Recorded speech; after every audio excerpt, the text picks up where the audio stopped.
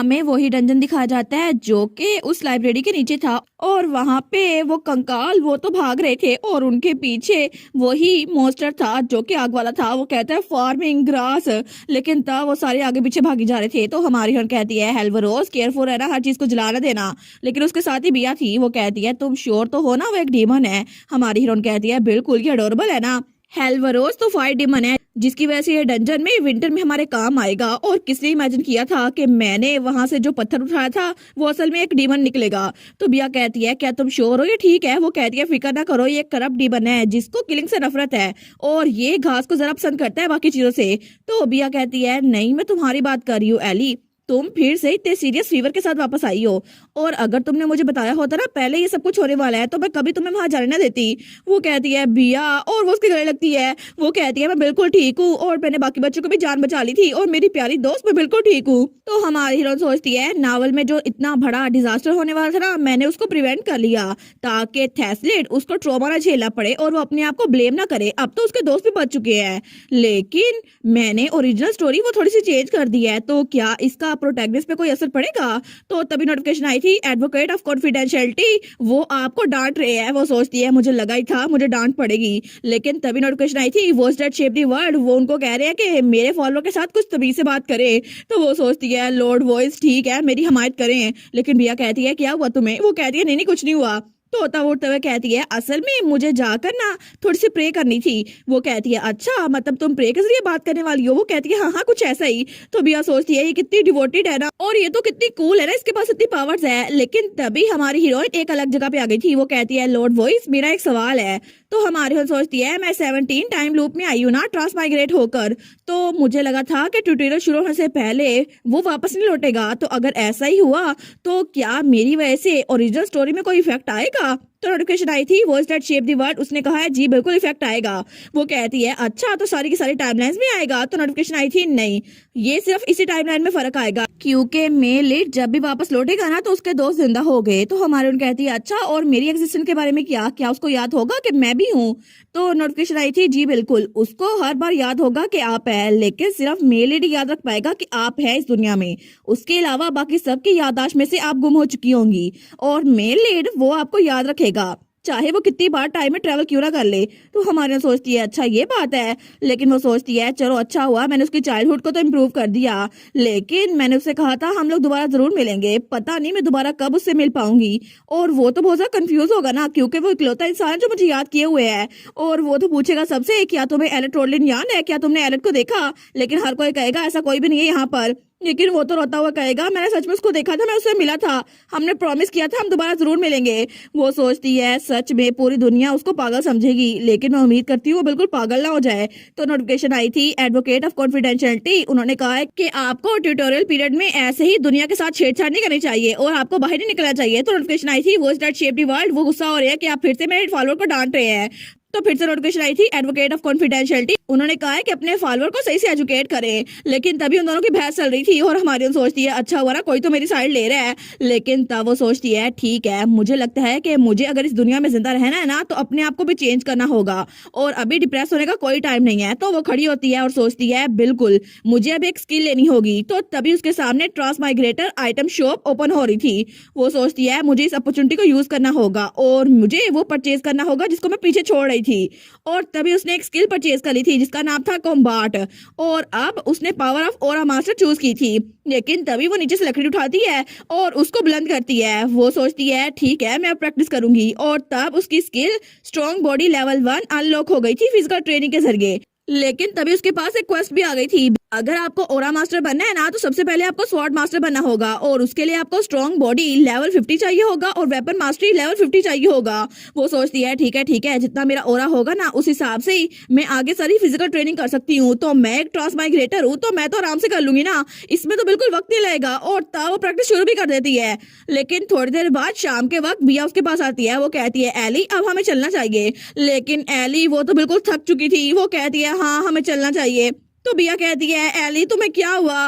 वो सोचती है कितना अजीब है ना, लेकिन क्यों अभी तक मेरी प्रोफिशिएंसी वो इंक्रीज क्यों नहीं हुई। और थोड़ी देर बाद वो बाहर आ गई थी और बियांका के घर की सीढ़ियों पर बैठी हुई थी। वो सोचती है अभी तक मैंने इस सब में मास्टर क्यों नहीं किया। तो नोटिफिकेशन आई थी वो स्टार्ट शेप दी वर्ल्ड। उन्होंने कहा है कि ओरा को अवेकन करने के लिए आपको एक सूटेबल वेपन चूज करना होगा और मेडिएशन भी करनी होगी, लेकिन ये सब कुछ आप किसी प्रोफेशनल की हेल्प की वजह से कर सकती हैं। वो सोचती है अच्छा टेक्निक मैटर करती है, लेकिन क्या इसको मैं खुद ही सीख सकती। क्या यहाँ पर कोई वर्कआउट वीडियोस नहीं है जैसे कि यूट्यूब पे होती हैं कि कोई मुझे सिखा दे।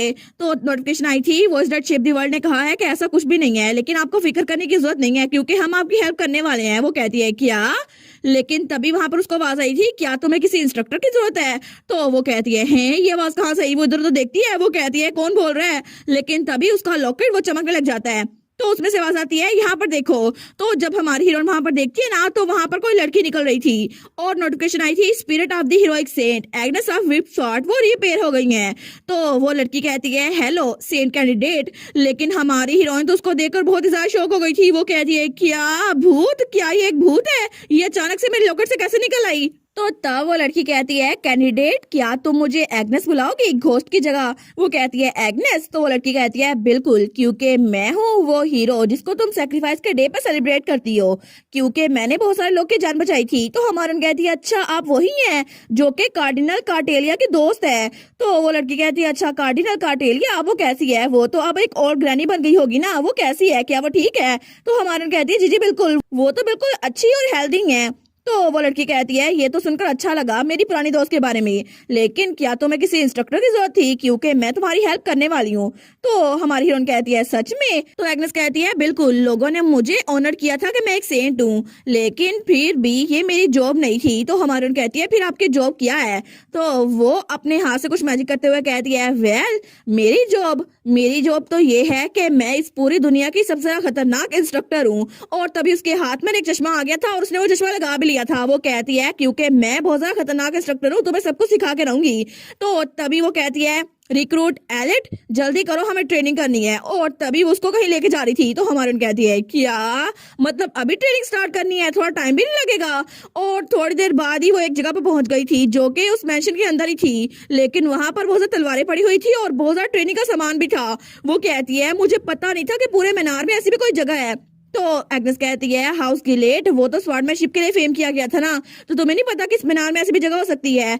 और देखने में तो ये जगह ओल्ड लग रही है, लेकिन फिर भी रिक्रूट अलर्ट जल्दी करते हैं। तो हमारी कहती है क्या इस जगह पे मुझे लगता है सबसे पहले इसको सिक्योरिटी इंस्पेक्शन की जरूरत है, मे भी सबसे पहले मैं कुछ स्ट्रेचेस करूं। तो तब एग्नेस खुद खेलते हुए कहती है नॉनसेंस, जल्दी से इस पूरी जगह के 20 चक्कर लगाओ। वो कहती है सच में, लेकिन तब वो तो उसमें चिल्लाई जा रही थी तुम्हारा पोस्टर बिल्कुल खराब है, जल्दी भागो। वो कहती है 1 मिनट रुके सही, लेकिन वो कहती है रिक्रूट अलर्ट तुम बहुत स्लो हो, जल्दी करो। और तब तक वहां तो बादल भी आ चुके थे और बिल्कुल रात होने वाली थी, लेकिन हमारी हीरोइन तो वहां जमीन पे गिरी पड़ी थी। वो सोचती है बस अब मुझसे नहीं होता। तो तब एग्नेस वहां से गायब हो रही थी। वो कहती है अच्छा काम किया रिक्रूट अलर्ट, अब तुम यहाँ पे रहो क्योंकि आज तुम्हारा पहला दिन था, लेकिन हम कल दोबारा से शुरू करेंगे, तो अभी के लिए थोड़ा रेस्ट कर लो। तो हमारी हीरोइन कहती है मैं तो मर रही हूँ, मुझे लगता है कि मुझे अपने ओरा पैकेज के लिए रिफंड चाहिए होगा, मुझे तो वो भी नहीं मिल सकता। लेकिन तब वो बेचारी तो वही पड़ी हुई थी। वो कहती है कोई है यहाँ पर, हेलो डैड प्रिंस कोई तो मेरी हेल्प करो। लेकिन नोटिफिकेशन आई थी ऐसा लगता है आपका स्टेमिना बिल्कुल भी अच्छा नहीं है, आप तो बिल्कुल F क्लास के स्टेमिना जितनी है।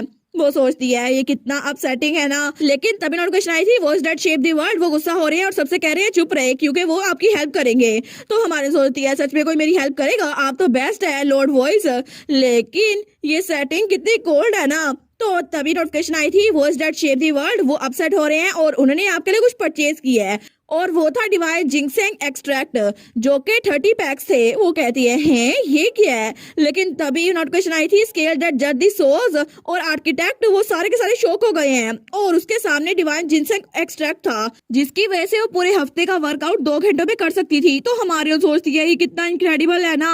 और तभी नोटिफिकेशन आई थी ऐसा लगता है कि आपकी सैलरी बहुत ज्यादा है, इस वजह से आपने अपने फॉलोअर को ये खरीद के दे दिया। लेकिन तभी हमारी हीरोइन वो तो उनमें से एक पैक खोलती है और उसको गटागट पी लेती है, लेकिन जैसे उसको पीती है ना वो कहती है वाओ अब तो मुझे बहुत ज्यादा स्टेमिना महसूस हो रहा है, unlimited stamina, explosive muscle regeneration, immunity boost, combat fatigue, ये तो सबसे औसम है। और सच में इससे तो मेरी मेमोरी भी एनहांस हो गई है। और इसकी वजह से मेरी बॉडी कितनी लाइट लग रही है ना। तो तभी वो अपने नेक्टर से कहती है मैम ड्रिल इंस्ट्रक्टर एग्नेस, तो तभी उसमें से रोशनी निकलती है। तो एग्नेस बाहर निकल आई थी। वो कहती है क्या तुमने मुझे बुलाया? तो हमारी कहती है मैं थोड़ा और ट्रेनिंग करना चाहती हूँ। वो कहती है क्या? थोड़ी देर पहले तो तुम ऐसा लग रहा था जैसे मरने वाली हो, लेकिन तुम तो जितना मैंने सोचा था ना उससे भी ज्यादा रेजिलियंट हो। तो हमारी कहती है हाँ हाँ मैं हूँ। वो सोचती है मुझे होना ही पड़ेगा क्योंकि लॉर्ड वॉइस ने मुझ पे बहुत सारा पैसा खर्च किया है और अब मैं बिल्कुल भी एक सेकंड जाया नहीं करूंगी। तो एग्नेस कहती है फिर ठीक है, मुझे तुम्हारी स्पिरिट पसंद आई, जल्दी करो इस पूरे इलाके के 20 चक्कर लगाओ। वो कहती है ठीक है। लेकिन हमारी हीरोइन तो बड़े आराम से जंप भी कर रही थी और लीप भी कर रही थी। वो तो आराम से ट्रेनिंग की जा रही थी क्योंकि उसको एक्सपीरियंस पॉइंट्स मिल रहे थे। वो सोचती है बिल्कुल मुझे एक्सपीरियंस पॉइंट्स मिल रहे हैं और वो तो बहुत तेज से भाग रही थी। वो सोचती है लॉर्ड वॉइस वो तो बेस्ट है, एक्सपेंसिव आइटम्स वो भी बेस्ट है। लेकिन उसको ट्रेनिंग करता हुआ देखकर एग्नेस भी हैरान हो गई थी। वो सोचती है कितना इनक्रेडिबल है ना इसकी फिजिकल स्ट्रेंथ, वो तो कितनी जल्दी ग्रो हो रही है ना, ये तो बहुत ज्यादा डरावना है। लेकिन मुझे यकीन नहीं आता कि इसने एक ही दिन में ये सब कुछ कर दिखाया जिसको करने में बहुत ज्यादा टाइम लगता है। आई सपोज लीजेंड ऐसे ही पैदा होते हैं। लेकिन तब हमारी हीरोइन तो बहुत पुरजोश थी क्योंकि उसको एक्सपीरियंस पॉइंट्स भी मिल रहे थे। तो तब वो सोचती है ये तो अपनी ट्रेनिंग को एंजॉय कर रही है, बिल्कुल मुझे ऐसी स्टूडेंट चाहिए थी क्योंकि मुझे इसकी ग्रोथ देखकर बहुत ज्यादा अच्छा लगेगा और मैं ऐसे स्टूडेंट को ट्रेन करके रहूंगी। और उसके बाद डायरेक्ट हमें 4 दिनों बाद का सीन दिखा रहता है जब हमारी एलेट वो तो वहां पर बिल्कुल तैयार होकर आई थी और उसकी बॉडी उसका लेवल 17 हो चुका था। तो एग्नेस कहती है नॉट बैड रिक्रूट एलेट, क्योंकि जितना स्टैमिना तुमने 4 दिनों में गेन किया है ना सब लोग को ये करने में महीनों लग जाते हैं। क्या तुमने कोई एलिक्सर तो नहीं पी लिया? लेकिन हमारे फ्लिंच होती है। वो सोचती है मैं इसको बता तो नहीं सकती, लेकिन पीछे से वो कहती है एनीवेज मुझे लगता है बेसिक स्टैमिना की ट्रेनिंग इतनी काफी है, चलो हम वेपन्स की तरफ बढ़ते हैं। और वहां पे बहुत सारे वेपन्स थे। तो तब एग्नेस कहती है रिक्रूट एलिट क्या तुम्हें ओरा यूजर का दूसरा नाम पता है? तो हमारे कहती है मुझे पता है, उनको स्वॉर्ड मास्टर भी कहते हैं। तो एग्नेस कहती है बिल्कुल स्वॉर्ड मास्टर्स वो होते हैं जो स्वॉर्डमैनशिप में बिल्कुल पीक पे ट्रेनिंग करते हैं। क्या तुम्हें पता है क्यों? तो तब अपने हाथ से तलवार निकालते हुए कहती है मुझे बताओ। तो हमारे कहती है मैं श्योर नहीं हूँ। तो तब वो कहती है ओरा एक फॉर्मलेस सोर्स है और इसकी वजह से ये आपके हथियार में जान डाल देता है, बिल्कुल ऐसे ही। और इसकी वजह से अगर तुमने किसी भी हथियार में मास्टरी हासिल कर ली ना तो फिर तुम ओरा यूजर बन सकती हो, बिल्कुल मेरी तरह। और उसके हाथ में जो तलवार थी ना वो तलवार तो बहुत ज्यादा शानदार लग रही थी। वो कहती है इससे तुम्हारी स्ट्रेंथ भी इंक्रीज होगी और तुम्हारी स्किल्स भी। लेकिन तब वो ईट की तलवारें फेंकने लगती है और उसकी स्वॉर्ड डबल ट्रिपल हो जाती है। तो हमारी कहती है वाह सच में कितना औसम है। वो कहती है मेरी तरफ देखो मैं एक टाइम पर 7 तलवारें चला सकती हूँ। लेकिन हमारी कहती है सच्ची ये कितना कूल है एग्नेस, मेरा मतलब है मैम, तो क्या मैं भी ऐसा कुछ कर सकती हूँ? तो एग्नेस कहती है बिल्कुल तुम कर सकती हो, लेकिन सबसे पहले तुम्हें इनमें से अपना वेपन चूज करना होगा जिससे तुम मास्टर करना चाहती हो। और वेपन चुनना बिल्कुल भी आसान नहीं होता। फ्रेश रिक्रूट वो कभी कभार तो तलवार को पकड़ते हैं लेकिन उनको बहुत ज्यादा बेइज्जती का सामना करना पड़ता है। लेकिन तुम अपने आप को लकी समझो क्योंकि तुम्हारे सामने मैं हूँ और तुम जो भी वेपन चूज करोगी ना मैं तुम्हें सब सिखा दूंगी क्योंकि मुझे सब कुछ आता है। लेकिन हमारे सोचती है लेकिन मैम लकी तो आप भी है ना, क्योंकि उसके पास एक और स्किल आ गई थी ब्लेसिंग ऑफ एक्सट्रीम ग्रोथ, जिसकी वजह से वो हर स्किल 5 गुना ज्यादा सीख सकती थी। लेकिन तब वो सोचती है मैं तो एक ट्रांसमाइग्रेटर हूँ ना, तो मेरे पास तो अमेजिंग पर्क्स भी है और मैं आपकी सबसे ज्यादा बेस्ट स्टूडेंट बनूंगी। तो तब एग्नेस कहती है ठीक है तलवार शुरू करते हैं, मुझे देखो और फिर सीखो। और तभी उसकी नोटिफिकेशन आई थी कांग्रेचुलेशन आप लेवल 2 पे पहुंच गई हैं। और तभी वो लेवल 3 पे पहुंच गई थी। तो तब एग्नेस कहती है तुम तो इसमें बेटर हो ना, अब स्फीयर की बारी, इसको करके देखो। और तभी वो लेवल 2 और लेवल 3 तक भी पहुंच गई थी। तो एग्नेस सोचती है सच में ये तो हर एक चीज में अच्छी है लेकिन बेसिक में तो अच्छा होना चाहिए ना, अब जरा इसको ट्राई करके देखो। और उसको तीरंदाजी के लिए बो और एरो देती है। तो हमारी हीरोइन उसमें लेवल 2 और लेवल 3 कर लेती है। एग्नेस सोचती है सच में लेकिन इस बार ये बहुत ज्यादा हार्ड होने वाला है क्योंकि विप को संभालना बहुत ज्यादा मुश्किल है। लेकिन हमारी हीरोइन ने अपनी स्किल्स की वजह से उसमें भी लेवल 3 तक मास्टरी कर ली थी। तो एग्नेस तो बिल्कुल शॉक हो गई थी। वो कहती है तुम हो क्या एक मॉन्स्टर? तो हमारी कहती है मुझे लगता है कि मुझे आपको नाउमीद नहीं करना चाहिए। तो एग्नेस कहती है ठीक है तुम कोई भी वेपन चूज कर सकती हो, सबसे पहले प्राइमरी और सेकेंडरी वेपन को चूज करो। हमारी कहती है सच में? फिर तो मैं इन दोनों को चूज करूंगी। और उसके सामने एक तलवार और एक विप थी। तो एग्नेस कहती है सच में एक तलवार और एक विप? लेकिन वो सोचती है कि सच में इसने जानबूझ के ये चूज किया।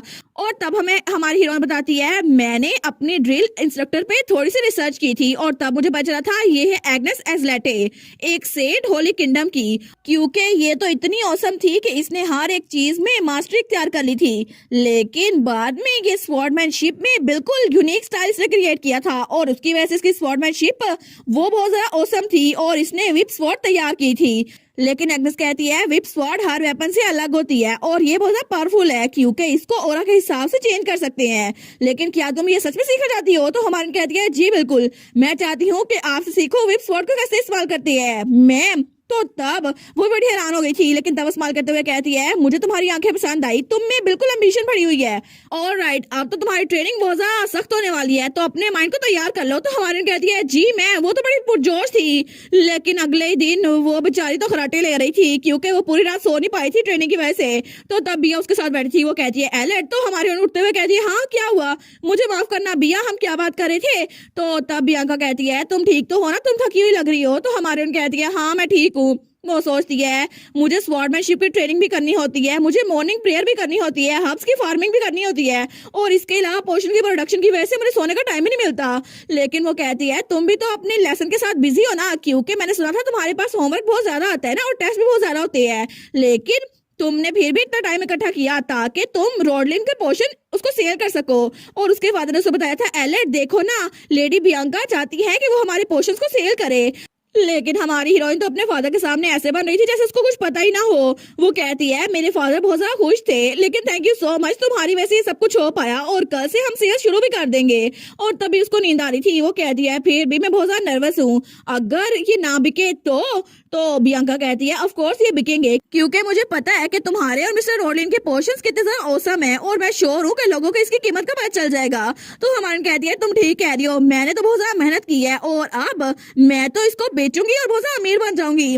वो सोचती है बिल्कुल मेरे पास बहुत सारा पैसा आ जाएगा और फिर मैं जेंडर चेंज वाइचर को भी एक दिन इस्तेमाल कर लूंगी, क्योंकि इसकी वजह से मुझे स्टोरी में जिंदा रहना है, और इस तरह मैं मेल लीड की स्टोरी उसको भी चेंज कर दूंगी। लेकिन वो तो बहुत ही ज्यादा महंगा था ना, 10 बिलियन कैश का, इसी वजह से मैं उसको खरीद नहीं पाई। लेकिन हमारी सोचती है अगर मेरे पास कोई प्रमोशन के लिए होता ना, तो फिर मैं जरा बेच पाती और मैं जेंडर चेंज वाउचर को जल्दी इस्तेमाल कर पाती। लेकिन तभी वो कहती है अगर यहाँ पे कोई इन्फ्लुएंसर होता ना जो सोशल मीडिया पे इसको प्रमोट कर पाता। तो बियांका कहती है वो क्या होते हैं? तो हमारे कहती है नहीं नहीं कुछ नहीं। लेकिन तभी हमें कुछ दिनों बाद बाजार का सीन दिखा रहता है। तो तभी वहां पर एक शॉप पर हमारी हीरोइन और उसके डैड के पोर्शंस पड़े हुए थे। लेकिन तभी वहां पर कोई आता है, वो कहता है मैंने तो ये सारे पोर्शंस कभी नहीं देखे, लेकिन इस पे क्या लिखा हुआ है अल्केमिस्ट रोडलिन। लेकिन तभी वहां पर कुछ लोग भाग रहे थे। वो कहते हैं देखो सही ये है फैनरेड, वो टाउन में आ गया। और तभी टाउन में कोई आ रहा था। सब लोग कहते हैं देखो सही इसकी बॉडी, इसके मसल्स, ये अपने आप को शेप में कैसे रखता है। तो दूसरे कहते हैं पता नहीं ये कौन सा पोषण इस्तेमाल करता है जिसकी वजह से इसके मसल इतने जरा औसम है, अगर ये हमें बता देना तो फिर हम उसको जरूर खरीदेंगे। लेकिन तभी हमें वो आदमी दिखा जाता है जिसकी तो बहुत ज्यादा बॉडी बनी हुई थी। तो तब उसने बहुत ज्यादा सामान अपने कंधे बैठाया हुआ था। वो कहता है कितना अच्छा दिन है ना अपने मसल्स को खुश करने के लिए। और वो ओल्ड मैन, उसके मसल तो इतने औसम थे, वो तो बिल्कुल कोई बॉडी बिल्डर लग रहा था। और इसी के साथ ये वाला पार्ट यहीं पर ख़त्म। तो आप लोग बताइएगा आप लोग को ये पार्ट कैसा लगा, और वीडियो को लाइक और चैनल को सब्सक्राइब लाजमी कीजिएगा। बाकी वीडियोस का लिंक भी स्क्रीन पर नज़र आ रहा होगा, तो काइंडली उनको भी चेकआउट कर ले। और thank you so much for watching my videos. Stay safe, bye bye.